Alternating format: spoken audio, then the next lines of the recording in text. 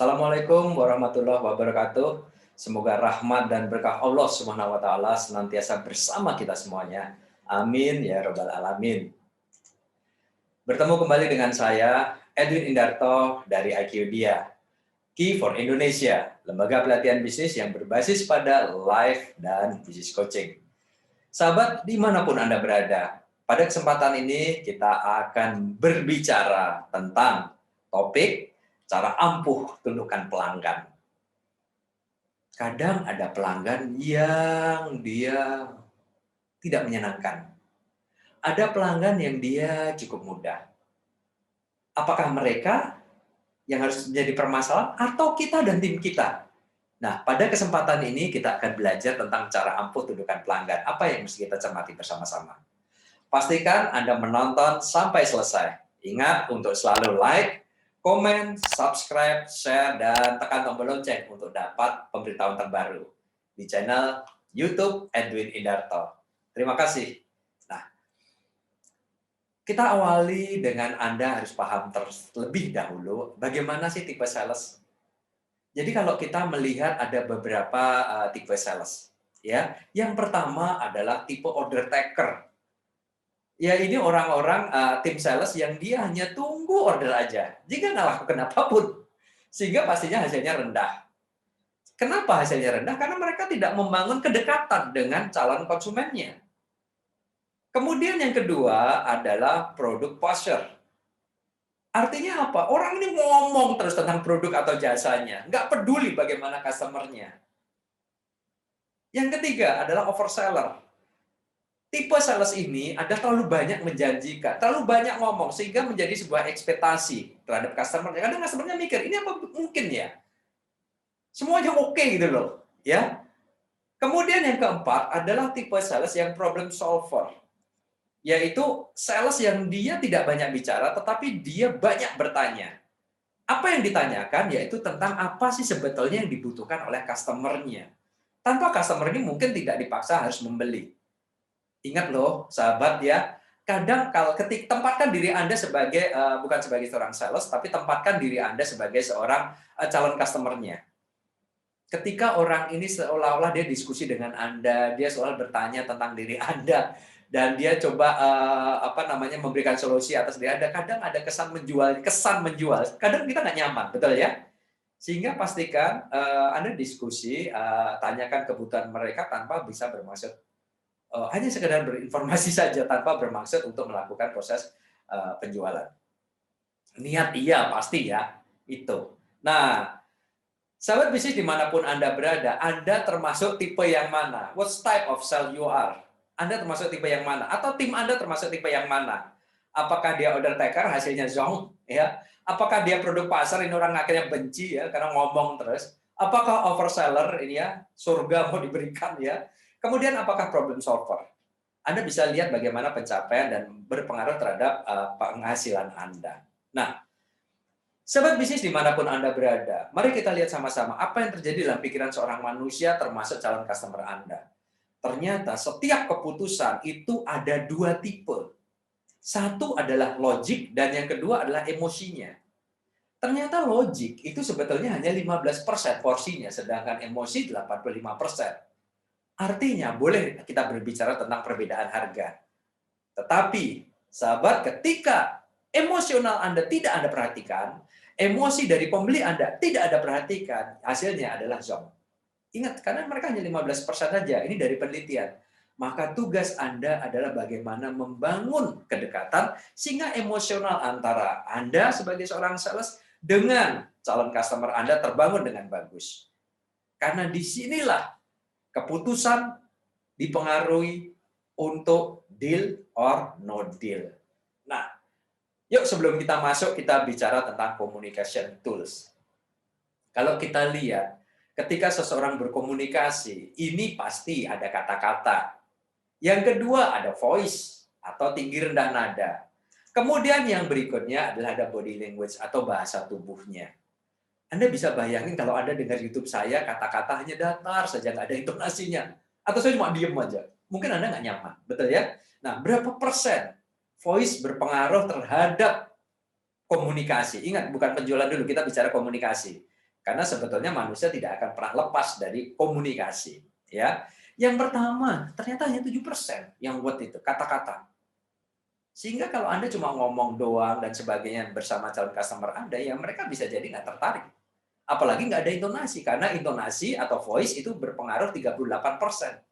Artinya kalau kata-katanya tepat, voice-nya bagus, nah ini sudah berpengaruh 7 plus 38, artinya 45%. Ketika Anda gunakan bahasa tubuh Anda, mimik wajah Anda, maka apa yang terjadi? Akan ada sumbangan dari sini 55%. Oke, sahabat? Nah, sekarang kita cerita.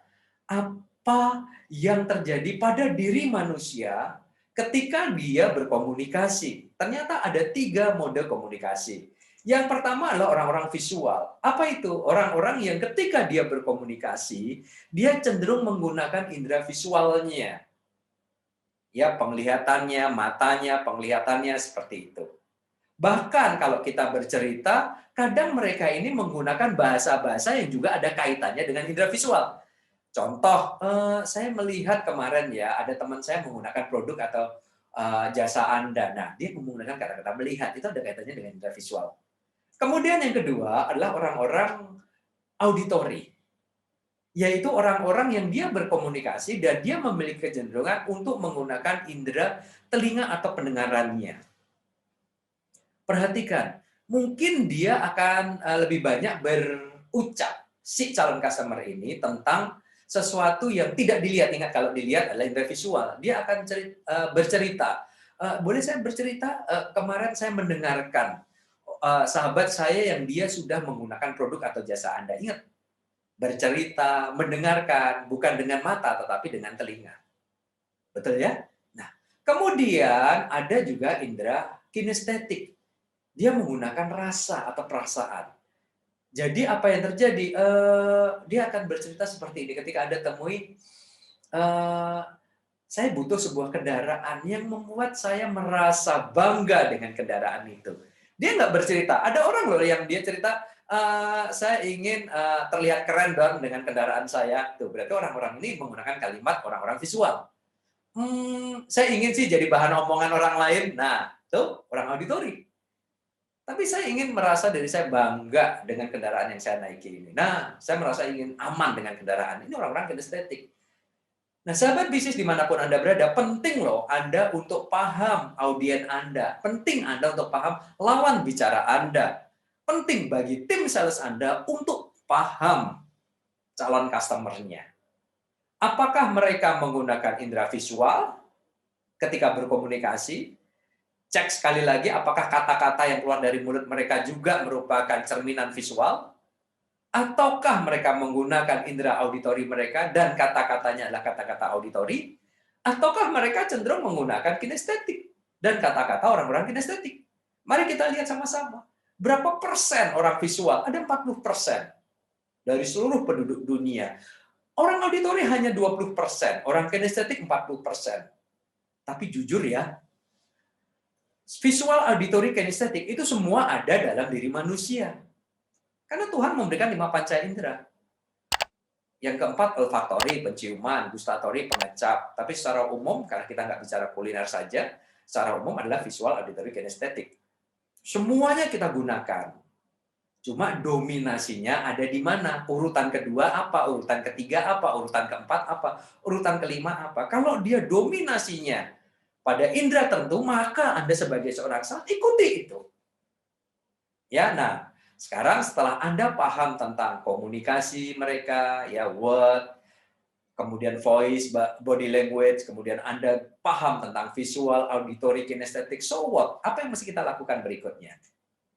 Nah, yang kita lakukan berikutnya adalah 5 step to selling. Bagaimana 5 langkah ketika Anda menjual. Yang pertama adalah establish rapport. Artinya apa? Bukan terima rapor loh bro ya. Sahabat bisnis dimanapun Anda berada, yaitu bagaimana Anda membangun kedekatan dan kesamaan dengan calon pelanggan Anda atau orang yang bicara di depan Anda. Penting loh. Anda baru kenal dengan seseorang. Tiba-tiba Anda sok tahu, sok dekat. Kadang orang nggak suka loh. Tapi bangunlah kedekatan. Bangunlah kedekatan. Bagaimanapun caranya. Mungkin nanti di video kita yang lain kita akan cerita bagaimana membangun kedekatan. bangun kesamaan. Ketika dia bercerita, oh saya berasal dari kota A, misal sebut aja saya berasal dari Indonesia. Eh, Kemudian Anda cerita, oh kalau saya berasal dari misalnya sebut aja dari Eropa. Udah jauh tuh. Tapi ketika Anda yang bertanya, Anda orang Indonesia, kebetulan orang di sebelah Anda adalah orang Belanda. Ketika Anda tanya, oh Anda dari mana? Dari Belanda. Oh oke. Oh saya pernah loh ke Belanda. Tuh, Anda mulai membangun kesamaan. Di Belanda saya punya pengalaman gini gini gini. Kamu emang dari Belanda di wilayah mana? Nah, itu Anda bisa sok akrab, tapi benar-benar bisa jadi akrab. Ya. Ketika Anda cerita, "Oh, saya pernah ke Belanda dan saya punya pengalaman yang buruk di Belanda." Ini Anda nggak cari teman loh ya, Anda cari musuh nih di sini. Paham ya? Bagaimana Anda membangun kedekatan dengan mereka. Yang kedua adalah ask question. Selalu bertanya untuk menggali kebutuhan mereka. Kalau perlu nggak usah memberikan informasi tentang siapa Anda, apa produk dan jasa Anda. Tanya aja kepada mereka. Apa sih kebutuhan mereka? Jangan langsung tanya loh ya. Lu butuhnya apa sih? Nggak boleh juga loh, nggak sopan ya. Tapi dengan ngobrol dan sebagainya, lama-lama kan Anda bisa buat daftar ya. Dalam pikiran Anda, apa saja sih sebetulnya yang mereka butuhkan? Ya, dengan pertanyaan-pertanyaan itu kita masuk yang ketiga. Goal-nya apa? Find a need. Menemukan apa yang dibutuhkan calon customer Anda atau orang yang ada di depan Anda. Ketika Anda sudah catat dalam pikiran Anda, kalau memang perlu menulis supaya Anda ingat ya. Jangan sampai Anda mengubah apa yang diucapkan dengan persepsi Anda.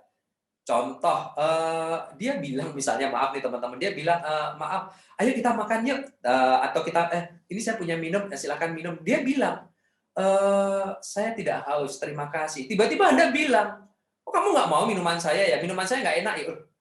Sahabat, dia nggak bilang minuman Anda nggak enak loh, dia bilang saya tidak haus. Maka mungkin Anda perlu mencatat, sehingga apa yang dikatakan mereka benar-benar itu yang akan Anda konfirmasi ulang, bukan diubah kata-katanya. Persepsi Anda bisa jadi beda dengan persepsi mereka. Ya ingat, ini kita belajar komunikasi loh, sahabat ya. Nah, setelah Anda tahu dengan bertanya, Anda bisa menemukan apa yang mereka butuhkan. Berikutnya, hubungkan apa yang dibutuhkan mereka dengan produk atau jasa Anda. Link need or value to product. Ya, pada saat Anda ngobrol sambil di pikiran lain Anda sedikit aja supaya Anda nggak gagal fokus juga loh ya. Lihat apa produk dan jasa Anda yang sesuai dengan kebutuhan mereka. Nah, yang kelima, close the sale. Tapi di sini hati-hati teman-teman, sahabat ya. Jangan terburu-buru. Ingat, tadi ada 3. Ada voice, ya, ada word. Yang pertama ada word 7%, ada voice tinggi rendah nada 38%, dan ada body language, bahasa tubuh, dan yang terbesar adalah bahasa tubuh 55%. Jangan lakukan closing sebelum muncul buying signal. Dari mana itu?